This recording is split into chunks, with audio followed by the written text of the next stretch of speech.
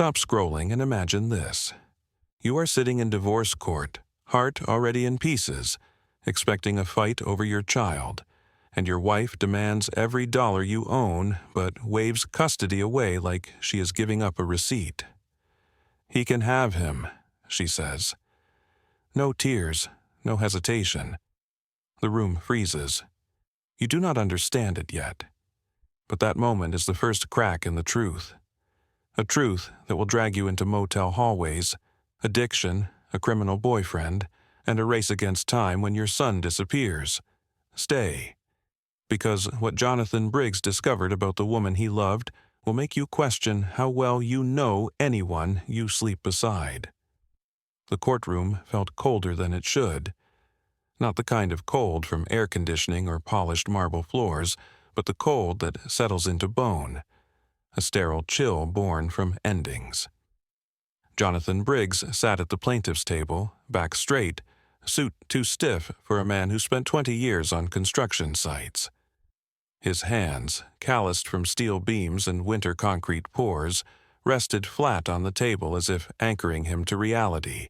Across the aisle, Emily sat like a stranger dressed in the skin of the woman he once married. Hair sleek, eyes sharp, expression indifferent. No wedding ring, no wedding memory in her face. Only distance. The judge shuffled through documents, glasses low on her nose. Lawyers murmured legal jargon like background static. Asset division, property valuation, alimony structure, withdrawal of joint equity. Words that sounded clinical, almost financial, as if a marriage could be uninstalled like software. Jonathan stared at the table grain, following the lines like roads leading somewhere better. He wanted closure, not war. A fair split, a respectful goodbye. They still had Noah. Their boy deserved two parents who tried, even if separately. Emily's attorney rose first, polished suit, voice smooth like a politician. "Your Honor, my client seeks full claim to marital equity. She requests ownership of the suburban residence, liquidation of the joint investment account, disbursement of Jonathan's retirement savings into her separate trust, sole possession of the Tahoe, and monthly alimony consistent with his projected income trajectory." Jonathan blinked. Hard. Every penny, every future paycheck.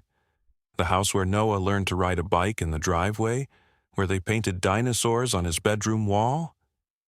His lawyer placed a steady hand on Jonathan's arm, calm like a firewall specialist handling a breach, controlled, procedural. "We will contest the demand. Mr. Briggs maintains equal contribution to assets. He is willing to negotiate distribution 50-50. Emily did not flinch. She did not even look at Jonathan. She studied her nails instead, like this was a tedious meeting she wanted to get through. The woman he once knew, who laughed barefoot in the kitchen at midnight, who cried when Noah was born, would have looked at him. This one had no tremor in her voice when she finally spoke. "I want everything liquid. Immediate transfer." The judge's pen paused midair. "Mrs. Briggs, we will address assets shortly. We must settle custody first." Custody. The word cracked like a rifle shot. Jonathan's pulse kicked. He expected a fight, maybe the only part of this divorce worth fighting over. Noah was 7, bright, obsessed with space documentaries and model rockets. Jonathan built a launch pad with him in the backyard. Emily should want half of that childhood, birthdays, scraped knees, first heartbreaks. A mother always wants her child. The judge lifted her eyes. And custody of Noah Briggs? Emily looked up as if she had been waiting for that question not with anticipation but relief. A single shrug. He can have him. Silence rolled across the courtroom like smoke. Not shock, disbelief. You could hear whispers ripple through the seats behind them. Ones who came to observe. Ones who came for paperwork of their own broken lives. Even Jonathan's attorney turned, brows tight, unsure whether he misheard. Jonathan's mouth dried. Full custody? You mean, I do not want him, Emily said. No pause, no apology. Jonathan can take custody. I want no parental responsibility. Child support can be waived. It was colder than betrayal. It was abandonment served like a legal document. The judge leaned back slowly, processing. Mrs. Briggs, this is unusual. You are voluntarily relinquishing physical and legal custody. Correct. Jonathan felt the air leave him, like a concrete wall collapsing inward. He gripped a pen without realizing how tight. Plastic cracked beneath his thumb. His vision tunneled on Emily's face, searching for something human, some flicker of pain. Nothing. Her eyes were dry, rehearsed. A firewall built against guilt. Why does she not want Noah? What mother gives up her child for money? He wanted to stand, to shout, to demand an answer. But training from years of project management and leadership held him still. Controlled breath, risk assessment, de-escalation protocols. You do not react emotionally in negotiations. You gather intel, you wait. But inside, grief scraped like rust on metal. Across from him, Emily signed her name on the custody agreement without hesitation. No trembling hand. Jonathan signed next, not because he understood, but because he needed to protect his son. The pen shook once, a tiny tremor, the only visible crack in his composure. He realized something then, something dark hid beneath this eagerness to walk away. This was not freedom, it was escape. She was not relinquishing a child. She was running from responsibility or danger. As the judge prepared final statements, Jonathan looked at Emily and whispered internally a line he never imagined in marriage. What are you afraid of? The camera would fade out on his eyes, wide, stunned, as if he had glimpsed the edge of something terrible. A father left with custody, not as victory, but warning. Before lawyers and custody papers, there was a house on Willow Creek Lane.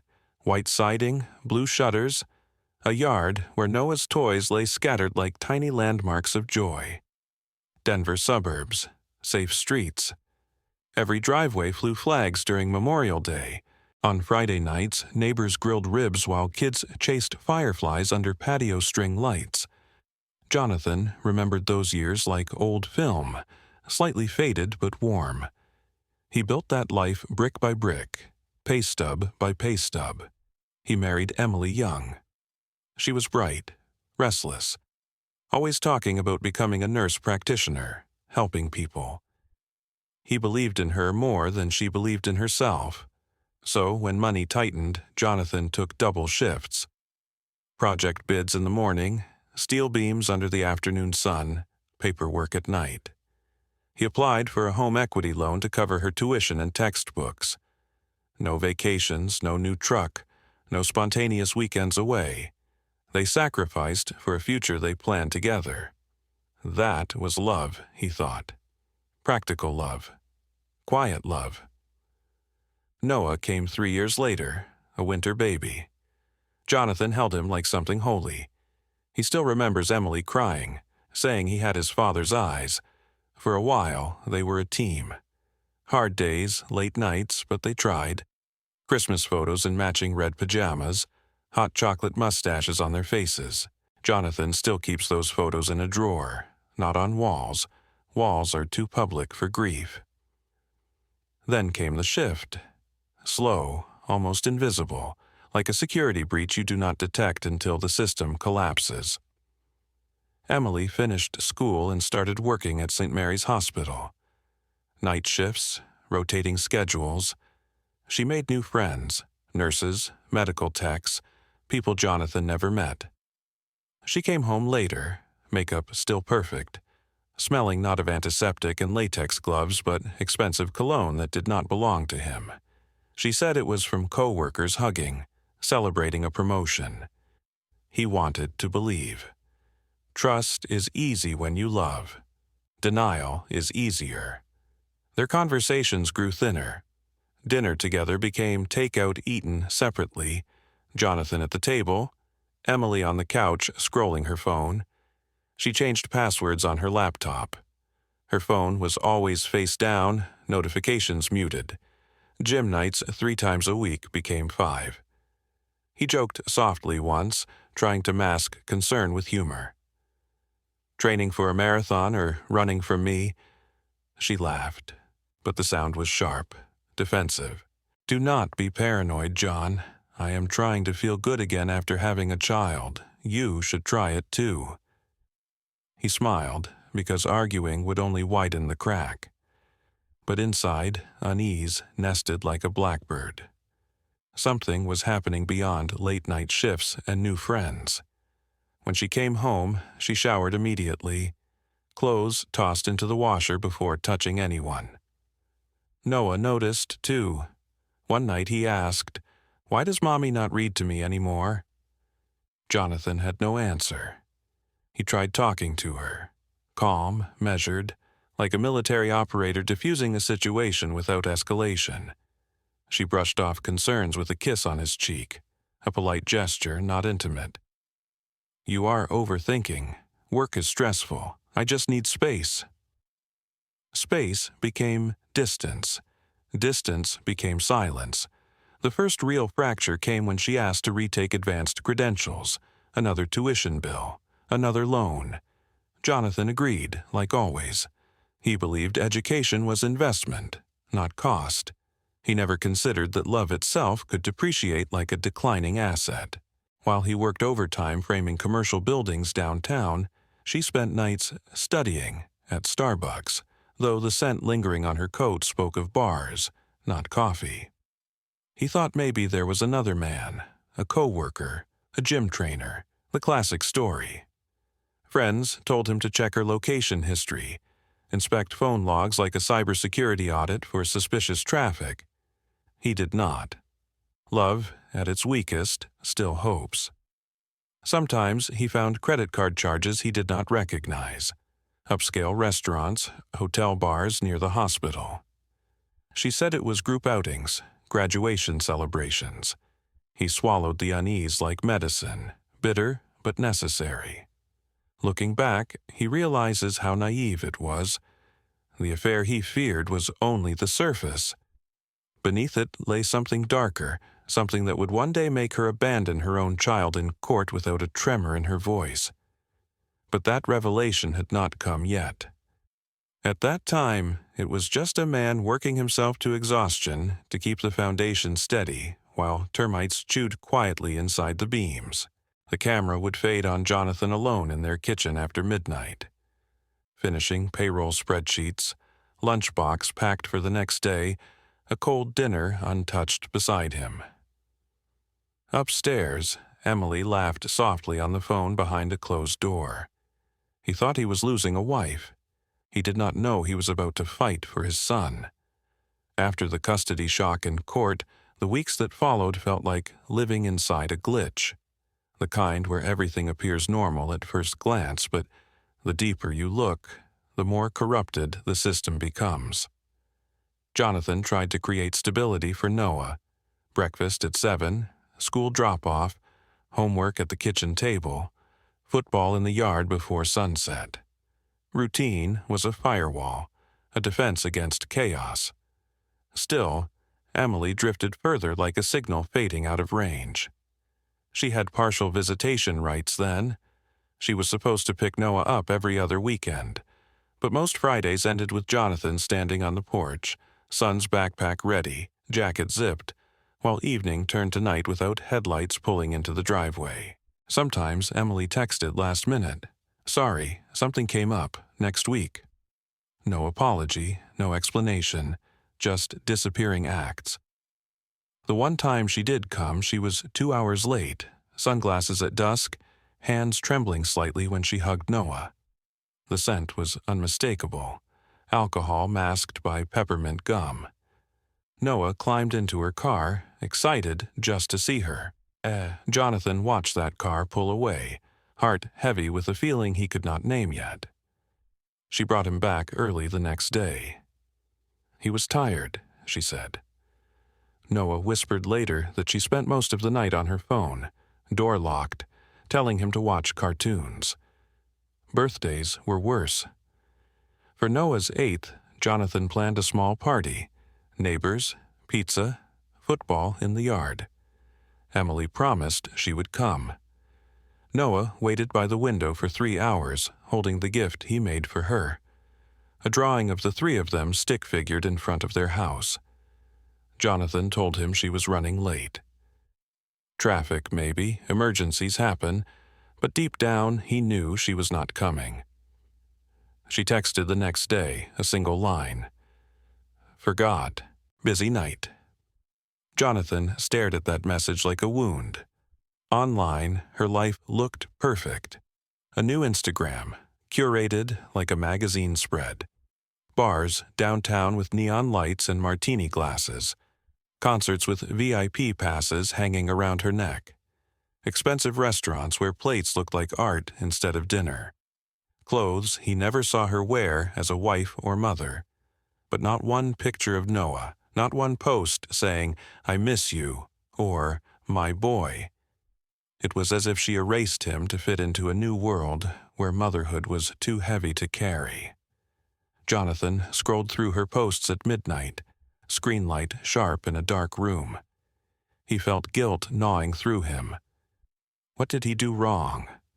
Why was he not enough? Why did she look happier without them? He told himself adults fall out of love. But mothers do not fall out of love with their children. Something deeper was rotting under the surface. During a meeting with his lawyer, the man leaned forward, tapping a pen like mapping points on a tactical board. Jonathan, this behavior is atypical. Mothers do not relinquish custody easily, and they certainly do not forget birthdays. Something is off here. Have you considered that she may be avoiding responsibility for a reason? Jonathan sat back, silent. He thought of the rehab bracelet he once found in a drawer months ago, tucked beneath scarves she never wore. He remembered the sudden cash withdrawals, pawnshop receipt for a diamond necklace, her fear when the doorbell rang unexpectedly. Signs he ignored because love blinds even logical men. He kept telling himself it was an affair, a fling, a mistake she would regret and return from. But affairs do not make mothers abandon weekend visits or erase children from social media like deleting files to make space for new ones. One evening, Noah asked if he did something wrong. His voice small, cracked like thin ice. Is Mommy mad at me? Jonathan swallowed hard, a heavy metallic ache. He pulled his son close. No, buddy, she is just figuring things out. But in his chest, suspicion grew like a shadow. The camera would hold on Jonathan sitting alone on the front steps after putting Noah to bed. The street quiet, porch light glowing soft. In his hand, her Instagram page open, showing Emily laughing with people he had never met. A world where he and Noah did not exist. He finally admitted it, not to anyone else but to himself. Emily was not just distant, she was running from something, and she was willing to leave her own son behind to do it. It happened on a Tuesday night, one of those late hours where the world feels thinner, when thoughts echo louder than they should. Jonathan had fallen asleep on the couch with the TV still flickering. Noah's science project spread across the coffee table. Bottle rockets, duct tape, hopes of a successful launch for the school fair. His phone buzzed at 2:07 a.m. At first he thought it was work, a site alert, a weather delay notification, something routine. He reached for the phone half awake, a screen too bright in the dark. One message, unknown number. No greeting, no name. Just 6 words that tore sleep from his body like a switch flipped to full alert mode. Keep Noah away from her. A pause. 3 dots blinking. Another line arrived. She owes people she cannot repay. His breath locked. He sat upright, cold sweat prickling his neck. This was not paranoia anymore. This was threat detection. Direct, targeted, personal. The kind of message soldiers talked about in deployment stories, or cybersecurity teams flagged as priority breach level red. Someone out there knew Emily, and they knew something Jonathan did not. He texted back, "Who are you? What do you mean?" No response. Message delivered, but not read again. The number disconnected minutes later. He dialed, straight to voicemail. Unregistered line. Jonathan stood in the kitchen, palms braced on the countertop.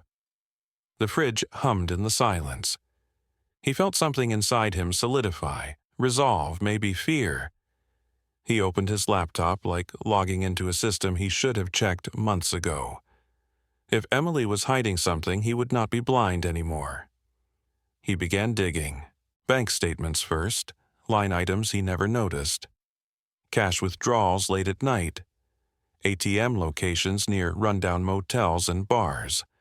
A charge at Colorado Express Storage, a facility he never knew existed. Receipts for pawn shops scattered across the city. Jewelry missing from her box explained without words.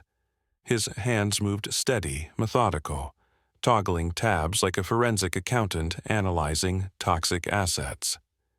Then he searched the drawer where Emily once kept scarves and perfume. Beneath old receipts and tangled phone chargers he found it, a plastic wristband. Worn, faded, Aurora Recovery Center printed on it along with a code number and dates. 30 days. That month, she claimed to be taking medical seminars in Boulder. The truth hit like a blast wave. She had been in rehab while he thought she was advancing her career. Addiction, maybe drugs, maybe darker. He remembered how her hands shook, how she avoided Noah, how birthdays slipped away like loose papers in wind, pieces aligned with brutal clarity. He called her the next morning. "Emily, we need to talk. I found the bracelet." Silence crackled through the line before she answered, voice brittle. "I do not know what you are talking about. Lying does not help. I saw the storage rental, the pawn slips.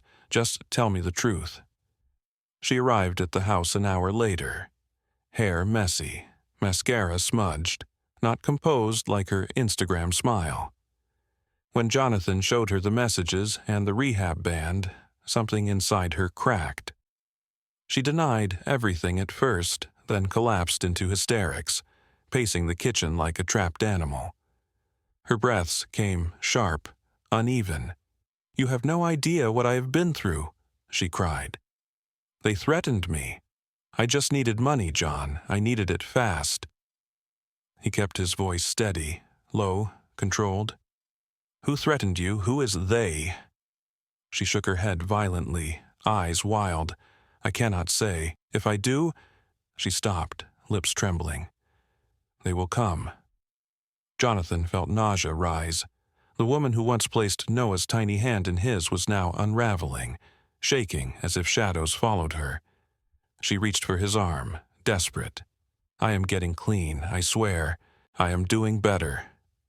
He wanted to believe her, but the text still glowed in his mind like a security breach alert. Keep Noah away from her.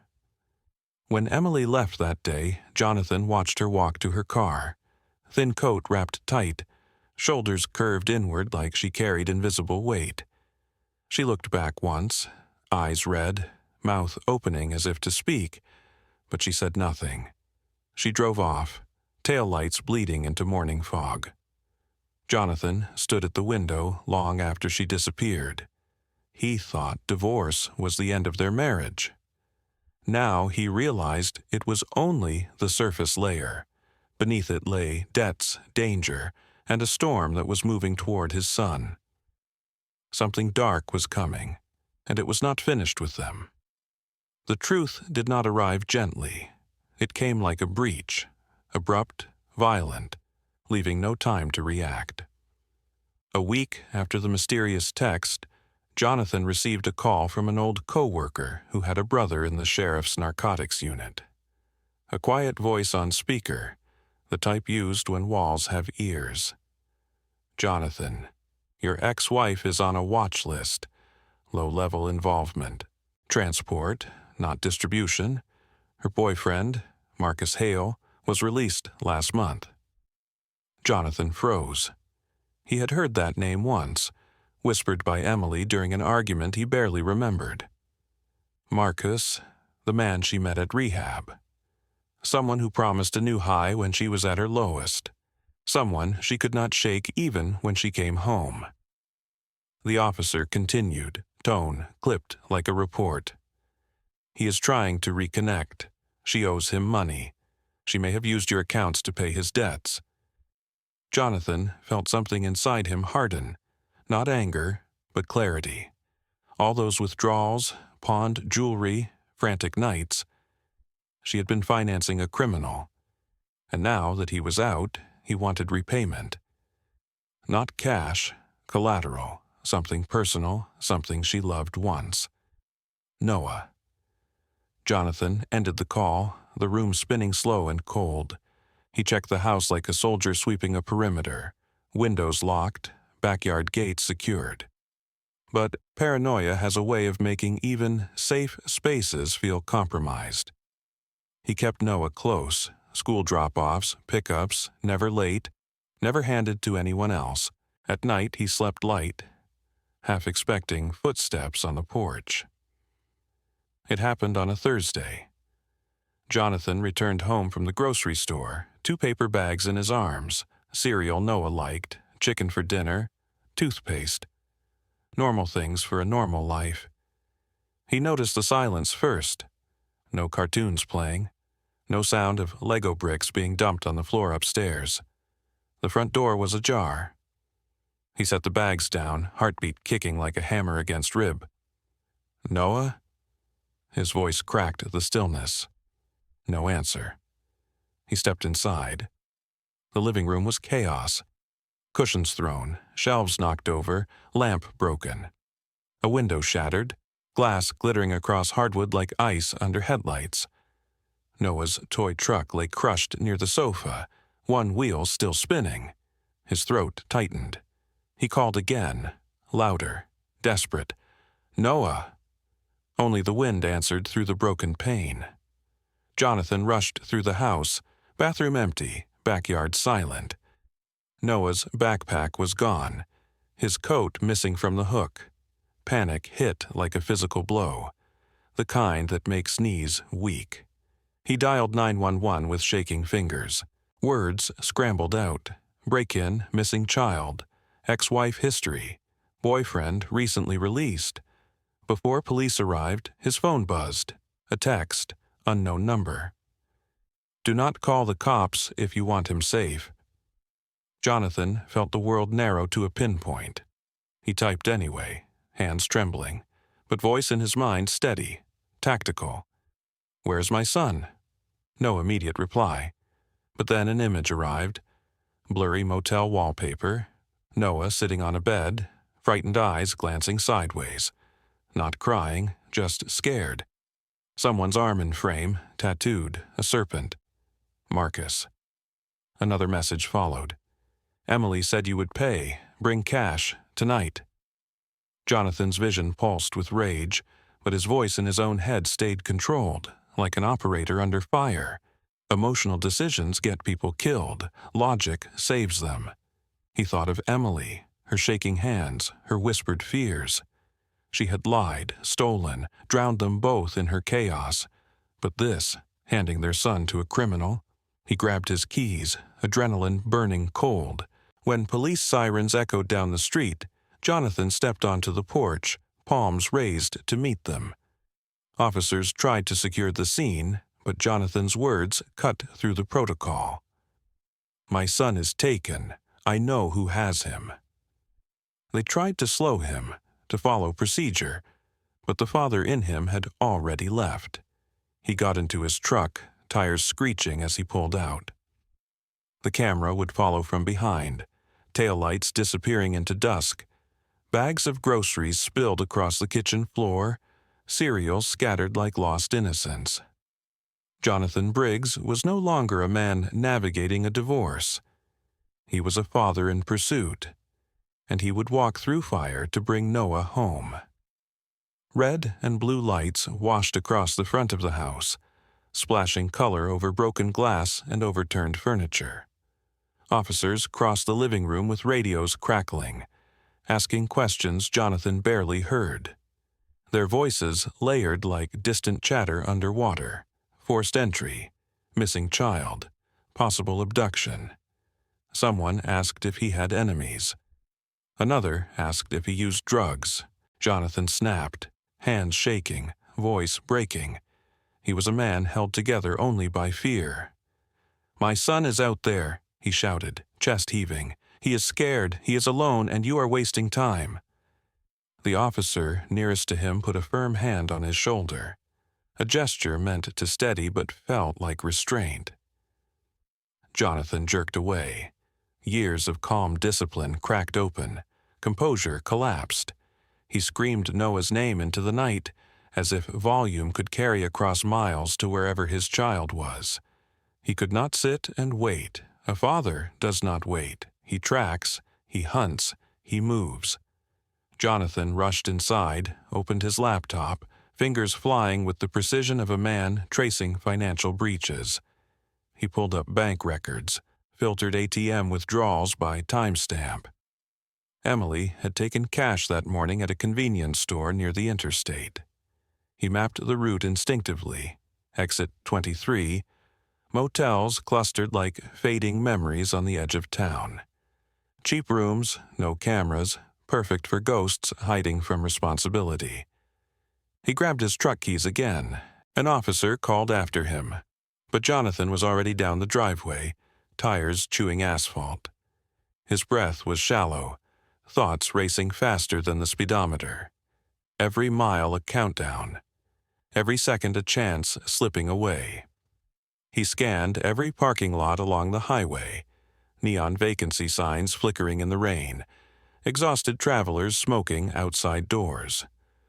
On the third pass, he saw it, Emily's car, parked crooked under a buzzing light. His heart stopped, then roared back like thunder. He approached the room window first, curtains drawn but not fully closed. Through the narrow gap he saw Noah, small body curled on a stained bedspread, shoes still on. Sleeping, innocent, vulnerable.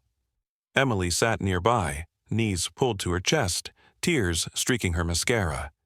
Beside her, Marcus stood tense, jaw tight, eyes restless, pacing like an animal deciding whether to fight or flee. Jonathan forced himself to breathe, slow, quiet, no panic, tactical. He knocked once, not gentle. Opened the door. Inside, voices scrambled, muffled curses. Then the door cracked open just enough for Marcus to step forward.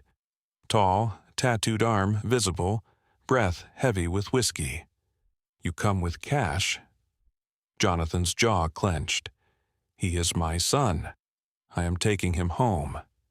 Marcus laughed, bitter, hollow. "You do not get to walk in and take what is mine." Jonathan did not think. He moved. A surge of adrenaline launched him forward, shoulders slamming the door wide. The two men collided, broken lamp crashing to the floor, Emily screaming. Marcus swung first, a blunt hit to Jonathan's cheekbone. Pain bloomed instantly, metallic taste filling his mouth. He stumbled but did not fall. Fathers do not fall. He grabbed Marcus by the collar, driven by something primal, not hatred, but the terror of losing blood. They crashed into the wall. Marcus grabbed a bottle, swung it like a weapon, graze cutting across Jonathan's temple. Warm blood dripped. He ignored it. Emily sobbed from the corner, shaking so violently she could barely stand. "I am sorry," she kept repeating. "I did not know what else to do." Jonathan's voice came out low, controlled, deadly calm. "You brought him here." He headbutted Marcus once, enough to stun. Not enough to end him, but enough to buy seconds. He lunged for Noah, scooping him into his arms. The boy stirred, half awake, confused. "Daddy?" "Yes, buddy, I am here. You are safe." Marcus recovered, grabbed Jonathan's shoulder, yanking him back. Jonathan twisted, shielding Noah with his own body. Fist after fist landed on him, ribs bruising, vision flashing white. But he held Noah tight, refusing to loosen his grip even as pain cracked through him like broken glass. He moved toward the door, inch by inch, legacy against chaos. When police finally arrived, drawn by neighbors who heard shouting, they found Jonathan in the hallway, Noah clutched to his chest, Marcus pinned beneath his weight, both men bloodied but breathing. Officers shouted commands, drew weapons, separated them with force. Emily collapsed against the wall, sobbing uncontrollably, high enough she could barely speak. Jonathan only said 4 words, voice raw but steady. "I am taking him home." And he did, battered, bleeding, but victorious. A father walking through the parking lot at dawn, son sleeping in his arms, motel lights flickering behind them like a nightmare losing power. Court looked different the second time. Not cold, not sterile like before, but heavy. The air carried weight like rain clouds waiting for release. Jonathan walked in slow, one hand in Noah's, the other clutching a folder thick with reports, police statements, photos of bruises still fading on his cheek. He was tired, body still sore from the motel fight, but there was a stillness to him now. The kind soldiers speak of after battle, where anger burns out, and what remains is purpose. Emily sat across the aisle again, but she was not composed this time. No sleek hair, no practiced indifference. She looked smaller, like a child in adult clothing, sleeves too long, makeup smudged from tears shed before morning. Her fingers twisted the program sheet over and over, shredding its edges. When Jonathan entered, she met his eyes briefly, then dropped her gaze as if the contact burned. Noah sat with Jonathan's sister in the back row, clutching a stuffed astronaut toy. Jonathan told him this was just another meeting. Adults talking. He did not need to know everything. The judge entered, robes dark as gravity. Papers shuffled. Lawyers stood. Procedure moved forward like a machine. Statements, testimonies, the clinical language of legal warfare. The sheriff unit reported the abduction attempt, photos displayed, hotel receipt time-stamped, rehab records confirmed. Emily shook as each detail surfaced like evidence in a data breach, every line exposing corrupted code in the life she tried to hide. Her lawyer finally rose, voice softer than before. "Your Honor, my client wishes to speak." Emily stood, unsteady but resolute. She wiped her eyes once, then faced the judge. "I was an addict," she said. Voice cracked, raw. "I thought I could handle it. I thought rehab fixed me, but it did not. Marcus followed me out. I owed him money. He promised things. I believed him. And when I could not pay, he threatened Noah. I was so scared I did not know where to go." Her breath shook. "I pawned jewelry. I used Jonathan's accounts. I lied. I ran. I was not trying to hurt Noah. I was trying to protect him the only way I knew, even if it was wrong." The courtroom was silent. Even the fluorescent lights felt quieter. Jonathan could have spoken next with rage, could have listed sacrifices, long nights, the Christmas she skipped, the birthday she forgot. He could have exposed her like a criminal, but he did not. Instead, when the judge turned to him, asking if he wanted to respond, he stood with slow, deliberate calm. He faced Emily, not the addict or the runaway. The woman who once held Noah in a hospital room with shaking love, the woman he married when they were young and believed life was simple. His voice was steady, low, almost gentle. I did not want your ruin, I just wanted our son safe. Every word dropped like a stone into still water. No theatrics, no revenge, just truth. Emily covered her face, sobbing, not loud, not dramatic, just quietly, a broken apology without sound. No one moved for several seconds. It was the kind of silence you feel more than hear. Heavy, suffocating, unforgettable. Even the judge paused, eyes softening slightly. Then came the ruling. Given the evidence and testimony before this court, full legal and physical custody of Noah Briggs is granted to Jonathan Briggs. Emily Briggs will retain supervised visitation contingent upon continued treatment and compliance with court rehabilitation programs. A gavel fell, one sharp crack that severed the future from the past. Jonathan closed his eyes, exhaling a breath he did not know he had been holding for months. Not triumph, relief. Survival. On the bench behind him, Noah whispered, "Daddy?" And Jonathan turned, opening his arms. The little boy ran to him, burying his face in his shirt. Jonathan lifted him easily, despite bruised ribs, holding him like something irreplaceable, because he was. Emily watched, hands trembling, wanting to reach out but knowing she could not. Not yet, maybe not ever in the same way. When Jonathan looked at her again, there was no hatred left, only distance, memory, and the quiet grief of what could have been. A life broken, but not beyond repair. He walked out of court carrying Noah, light pouring through the courthouse doors like dawn after a long night. And behind them, Emily sat alone, staring at the empty space where her son had been, realizing the cost of secrets is always more than money. Spring returned slowly, like forgiveness. Snow melted off Denver lawns, revealing yellow grass that would soon be green again. Saturdays became normal. Breakfast pancakes, Noah's cleats by the door, the sound of laughter instead of arguments.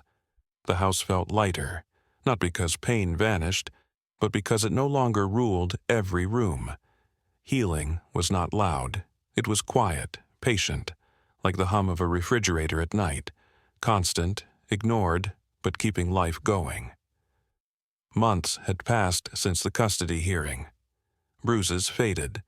Court letters were filed away like old data archived, still there, still accessible, but no longer active.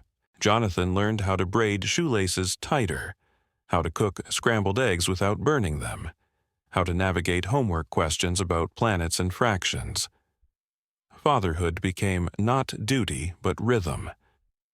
It was Noah's first Little League game of the season. Saturday morning sun, bright but not punishing. Kids in oversized uniforms ran like uncoordinated missiles across the field. Parents filled the bleachers, folding chairs, thermoses, chatter about schools and work commutes. Jonathan sat among them quietly with a steaming cup of coffee, the paper lid warm beneath his thumb. He wore sunglasses not because it was bright, but because emotions look less exposed behind them. Noah stepped up to bat, small, nervous, shoulders too tense. Jonathan felt the familiar clench in his chest, the one that comes when you cannot shield your child from everything. He called out softly, voice low but steady enough for Noah to hear. "You got this, buddy." The pitcher threw. Noah swung, missed. A few parents murmured. Kids laughed from the dugout. Jonathan sipped coffee, calm as a man monitoring system load under pressure. First attempts do not define outcome. It is the second, sometimes the 10th. Next pitch came. Noah swung again, contact. The ball rolled slow between second and third, but it was movement. Noah ran, legs pumping, helmet bouncing. Safe on first base. Not a home run, but enough. Jonathan felt something inside shift, not triumph, not explosion, but a small warming spark. A smile tugged at his mouth, subtle, tired, real. He clapped once, slow, not showy, just present. Across the field, beneath the shade of a tree, he noticed a figure. Emily. Sober, thinner, hair tied back without glamour.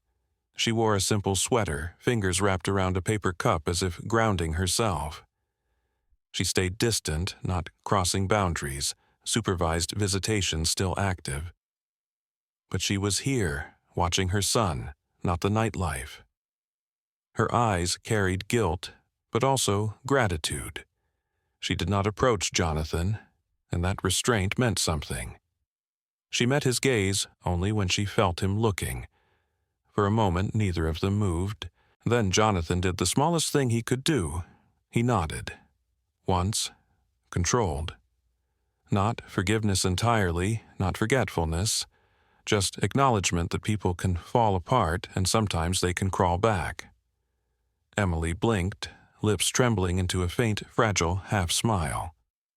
She nodded back, no words exchanged, none needed. Jonathan turned his attention back to the field. Noah took off for second base on the next hit, stumbling halfway, correcting himself like a satellite adjusting orbit. He reached safely, triumph lighting his face. He looked toward the bleachers instinctively, searching. Jonathan raised his hand in a subtle salute, the kind soldiers use across distance. Noah beamed, waving both arms wildly.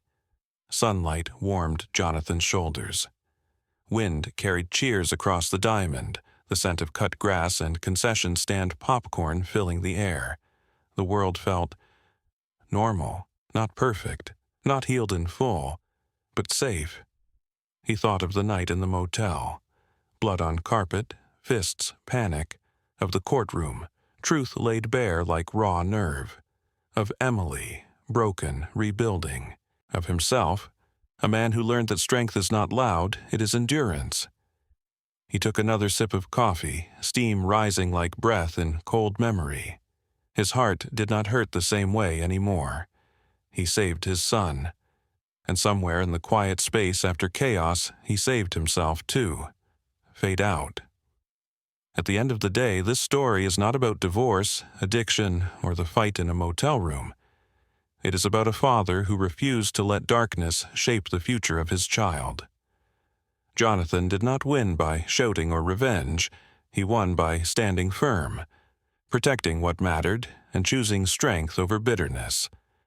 Life breaks people in different ways, and sometimes the bravest thing we can do is keep showing up, one day at a time, even when the world feels heavy. If this story touched you, tell me. What part hit the hardest for you? Would you have made the same choice as Jonathan did?